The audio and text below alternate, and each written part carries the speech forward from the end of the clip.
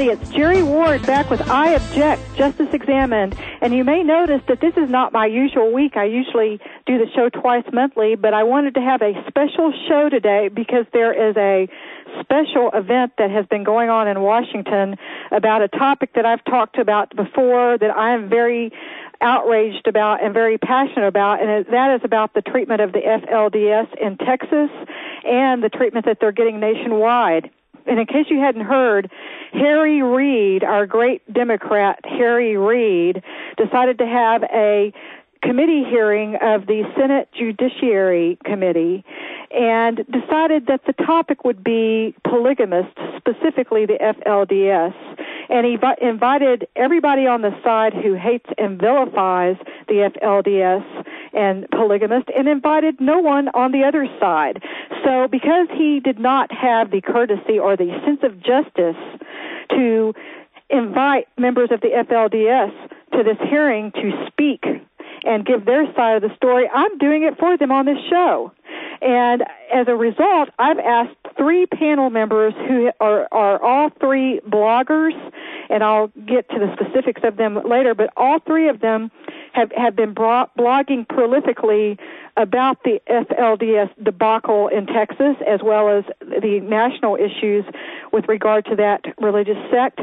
And all of them are very much interested in due process, the Constitution, and religious liberty. And let me introduce them. First of all, I have the deputy headmistress who blogs at the Common Room, and she is a homeschooling mother. She's been married to the boy she tormented in high school, and she's been married since 1982 to him. She's been a stay-at-home mom since her first child was born, and as I said, she homeschools, and she has been following the issues with regard to the FLDS since 2005 when they first moved to Texas, and has chronicled much of that over at her blog, The Common Room.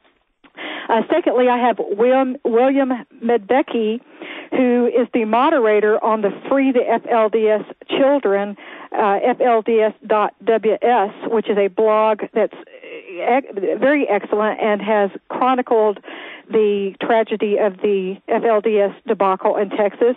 He is a retired consultant to broadcasting industry, and as a matter of fact, he has a son who is serving in the Army who is fighting for the rights of all American citizens, including the FLDS, and he became involved immediately after the raid in El Dorado because he was concerned about the Constitution and due process rights. And third, I have Kurt S. Schultzke.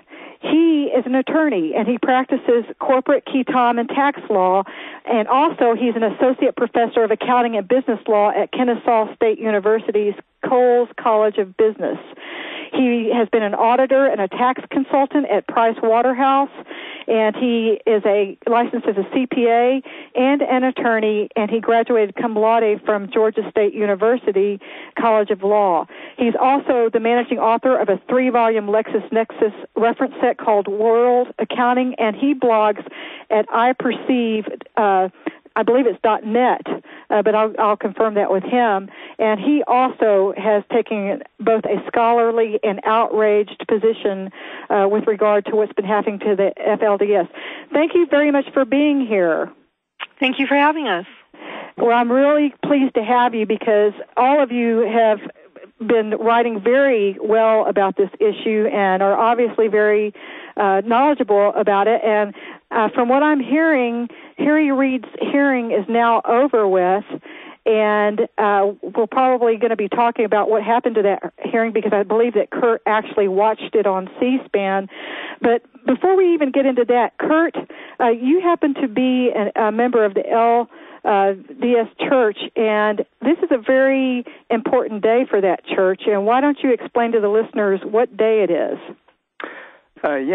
Just to clarify, I'm a member of the Church of Jesus Christ of Latter-day Saints, which is sometimes called the LDS or the Mormon Church, and it was that church from which the FLDS Church actually sort of broke off or sprang about 100 years ago. And July 24th is a very big deal in the church, but especially in Utah, where it's actually a public holiday.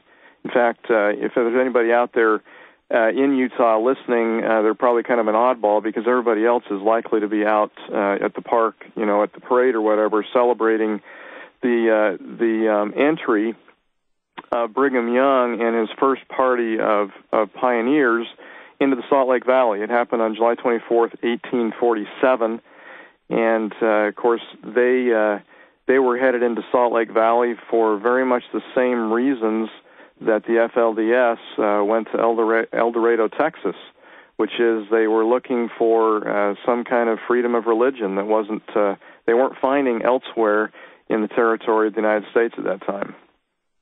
And so that's very poignant, considering what our government, both the government of the state of Texas and the federal government, is doing with regard to scrutinizing the FLDS people. And Kurt, what do you think of this hearing that Harry Reid had today? Well, I think I watched all of it except for the first half hour. So it ran from about 8 o'clock Eastern time until it would have been about noon or 12:30, and so I only missed about half an hour of it. And my reaction was, first of all, just lack of balance. That was the biggest single thing that just really struck me, is that every single witness that was called to testify had a primarily anti-FLDS slant. Of course, the title of the hearing was Crimes Associated with Polygamy, but it became very clear that this was a hearing about the FLDS specifically. It wasn't just something about polygamy.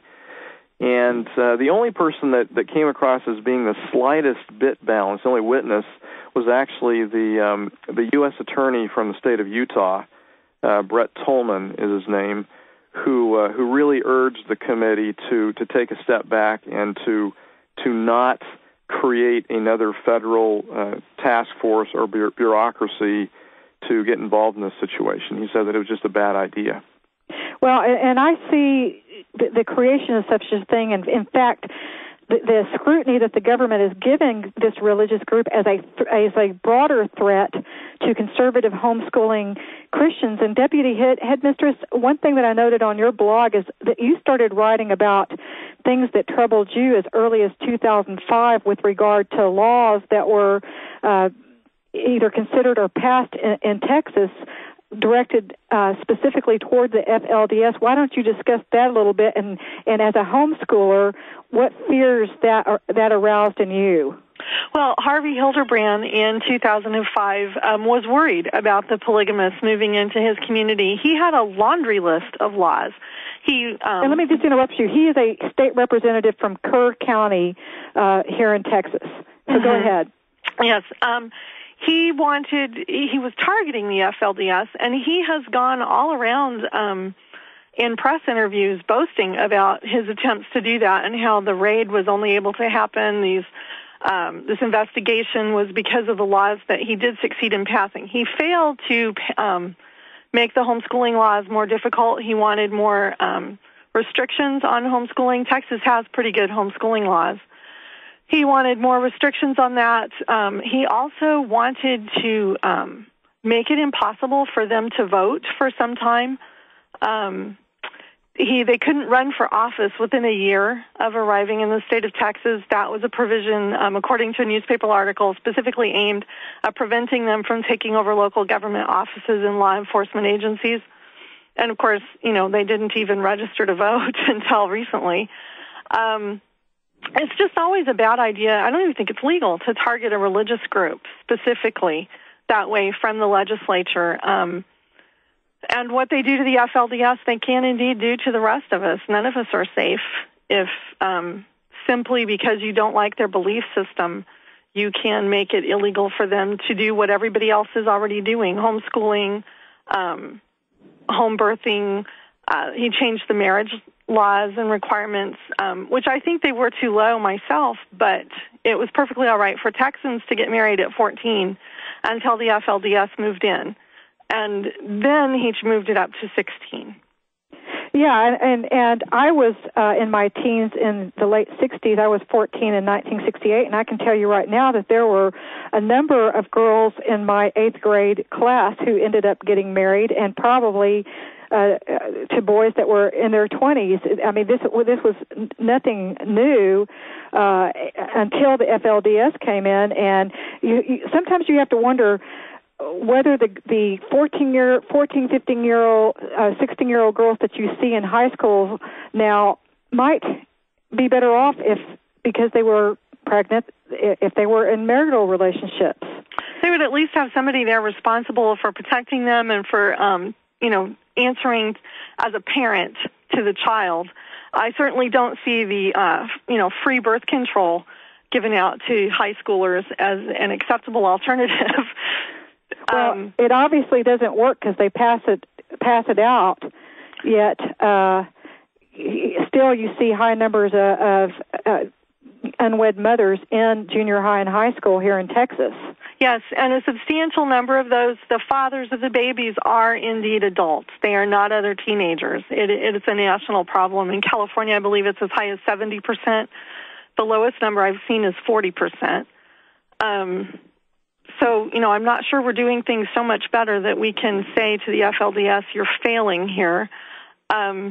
It's also interesting, you can still get married in Texas at 14 with a court order and a judge's approval. And somebody else pointed out that the 16-year-old that's been, in the news so much because she's trying to fire her lawyer, the FLDS 16-year-old. Yes. She was married the day after her 15th birthday, allegedly.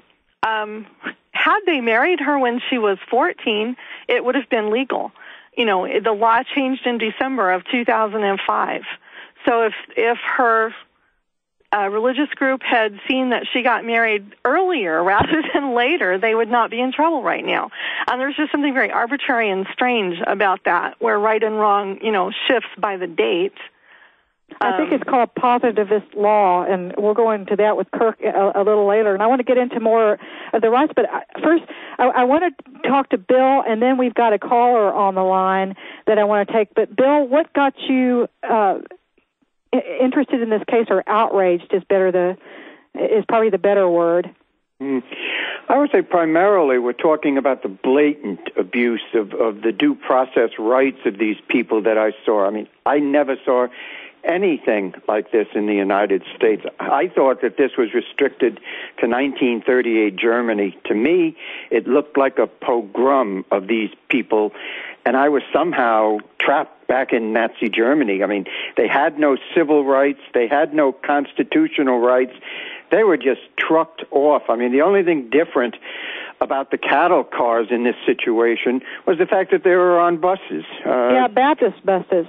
Baptist buses who had, just coincidentally, a fine adoption program that they were all ready to gear up and sell these babies off.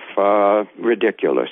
Well, does that surprise you, Bill? I mean, doesn't it seem that when it comes to child welfare, that some judges and some agencies seem to think that the Constitution goes out the window and doesn't exist? It always goes out the window when it comes to the CPS. Child Protective Services can walk into your house at will, take your children. They do not need a court order. They don't even need a policeman there. They don't need a search warrant. They need nothing. They can go in and say, we're going to take your children. As a matter of fact, they went in and took 465 children based upon a hoax phone call that they knew was a hoax at the gate.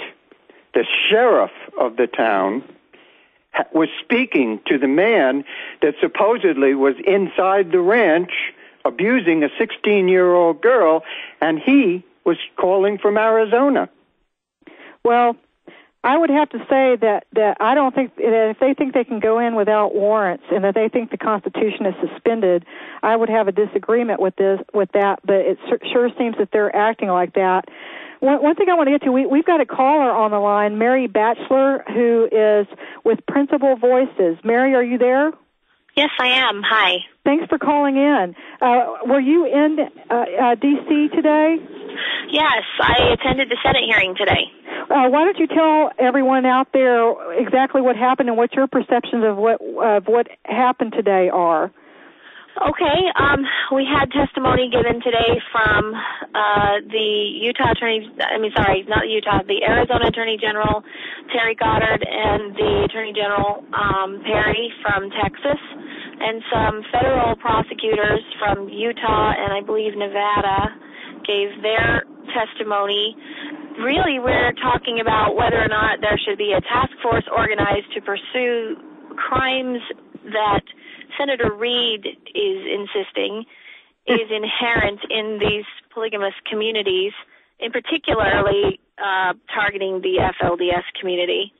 Well, first, why don't you, Mary, I'm going to ask you some more specifics about that, but why don't you explain to everyone out there what what Principal Voices is? Principal Voices is an education and advocacy organization that we founded about 5 years ago, and we work to support families within the polygamous culture. That means all different kinds of polygamous groups, including there's several that are just in Utah mostly, but there are many all the way across the country, actually, many families that live polygamy. And we are a watchdog organization, but we also do trainings and things for service providers. And our attitude is, and our belief is, that the best way to help polygamous families is to help them, not hurt them. And so we believe that if there are legitimate cases of abuse or situations where someone is a victim of a crime from a polygamous community, they ought to have the same resources as anyone else, but the only way they can be helped is if the person who helps them does not have disdain, antagonism, or hatred for their culture, their faith, or their lifestyle. Well, in your opinion, did anything come out of this hearing today that would be helpful in the way that you describe it? No, I don't.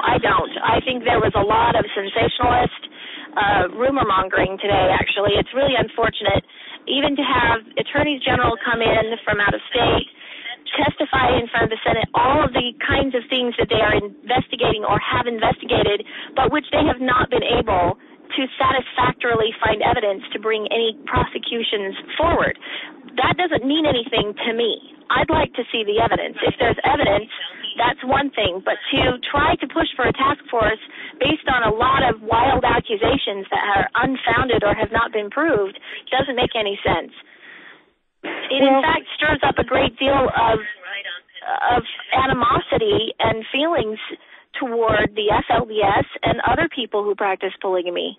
Well, it also, if you don't mind my breaking in here, Jerry, it also drives it drives the FLDS community and other polygamists away from the authorities. So where there may be legitimate cases of abuse, the people who are abused are less likely to come forward because they fear that the authorities really just don't know what they're doing, and they're going to muff it the way they have in the past. Exactly.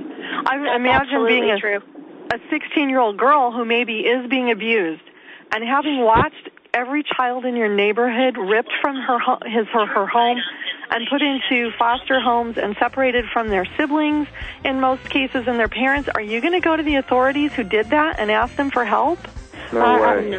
No way. No. Well, Mary, is there anything else you want to add about what happened at the hearing today? I would. I would say the last thing would just be that, this bill that Senator Reid is trying to push, and this hearing was supposed to support that, presupposes that there's a large number of women and children who are dying to be rescued from these families and from these communities. And the Texas raid, as harmful as it was, proved one thing: that is false. All right. Well, we've got a hard break now, so everybody stay over, and we'll be back.